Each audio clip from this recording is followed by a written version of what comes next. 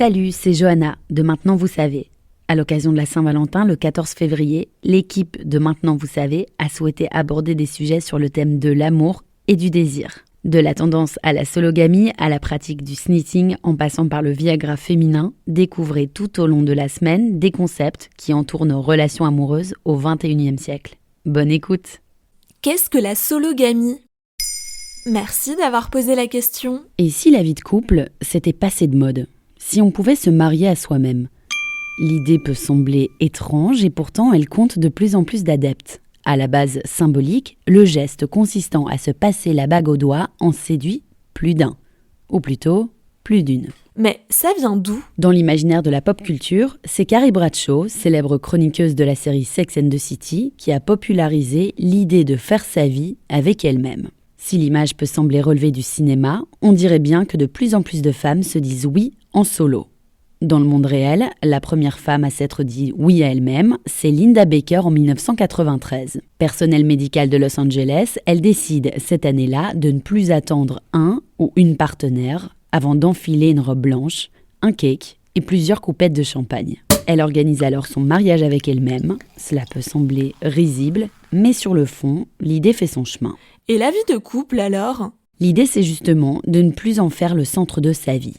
Nos imaginaires d'adultes, construits par des industries comme le cinéma, la publicité ou encore la musique, sont généralement représentés par une vie de couple, avec en option 2 enfants, un chien et un chat. En France, la journaliste Marie Albert en a fait le credo de son podcast intitulé « Sologamie ». Elle y tend le micro à toute une série d'invités qui expliquent avoir fait ce choix. Florence Given, autrice et essayiste britannique, en parle également dans son premier ouvrage « Woman, Don't All You Pretty ». Dans un article de Steven Bloom sur le site de Vice, les sologames témoignent dans le même sens. Faire de soi le centre de sa vie, c'est faire preuve d'autocompassion, de douceur envers soi-même, faire la promesse de se chérir jusqu'à ce que la mort nous sépare. Enfin, nous arrête. Et faire preuve d'amour envers soi n'est pas chose aisée dans un monde basé sur la compétition et la performance. Et est-ce que ça fonctionne ? Difficile à dire. Aucune statistique de disponible tant le phénomène est nouveau. Selon certaines psychologues, il peut s'agir d'un choix en raison d'une blessure du passé ou d'un désir d'anticiper un potentiel échec amoureux. Comme si vivre seul relevait forcément d'un couac. Comme si cela ne pouvait pas être consenti. Selon Véronique Cohn, interrogée par le média Au Féminin, il faudrait être vigilant si le phénomène s'installe dans la durée. Et pourquoi ?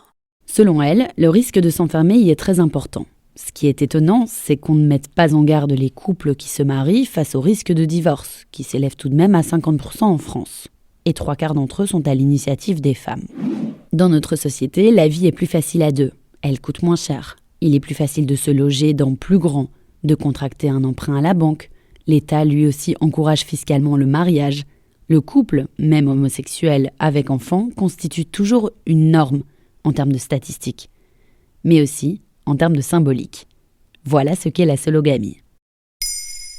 Et depuis le 13 janvier 2022, le podcast Maintenant Vous Savez, c'est aussi un livre. Alors courez chez votre libraire et découvrez plus de 100 sujets différents pour briller en société.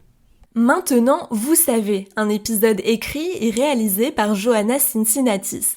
En moins de 3 minutes, nous répondons à votre question. Que voulez-vous savoir ? Posez vos questions en commentaire sur les plateformes audio et sur le compte Twitter de Maintenant Vous Savez.